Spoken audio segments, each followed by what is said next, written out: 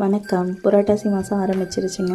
புரட்டாசி மாதம் சனிக்கிழமைனாலே பெருமாள் கோவில் வந்து பயங்கர விசேஷமாக இருக்கும். நிறைய பேர் நான்வெஜ்லாம் அவாய்ட் பண்ணிவிட்டு இந்த 1 மந்த் பெருமாளுக்காகவே டெடிக்கேஷனாக சனிக்கிழமை விரதம் இருந்து படைப்பெல்லாம் போட்டு சாமி கும்பிடுவாங்க. அம்மா வீட்டு சைடு பார்த்திங்கன்னா இந்த புரட்டாசியெல்லாம் பார்க்க மாட்டோம். அதுக்காக ஸ்பெசிஃபிக்காக எதுவுமே பண்ண மாட்டோம். ஆனால் மாமியார் வந்து எல்லாமே கடைபிடிப்பாங்க. சனிக்கிழமை அதுவும் கடைசி சனிக்கிழமையெல்லாம் பயங்கரமாக செலிப்ரேட் பண்ணுவாங்க. நம்ம வந்து இப்போ 48 நாள் கந்த சஷ்டி விரதம் மாதிரி இருக்கனால ஃபுல்லாமே நான்வெஜ் அவாய்ட் பண்ணியாச்சுங்க.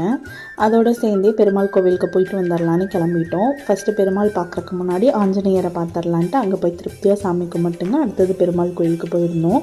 இந்த பெருமாள் கோவில் ரொம்பவே ஸ்பெஷலுங்க. கிட்டத்தட்ட 1000 வருஷம் பழமையான கோவில். தாராபுரத்தில் இருக்கிற கோவில் தான். இந்த கோவிலோட ஹிஸ்ட்ரி கேட்டாலே நமக்கெல்லாம் ரொம்ப ஆச்சரியமாக இருக்கும்.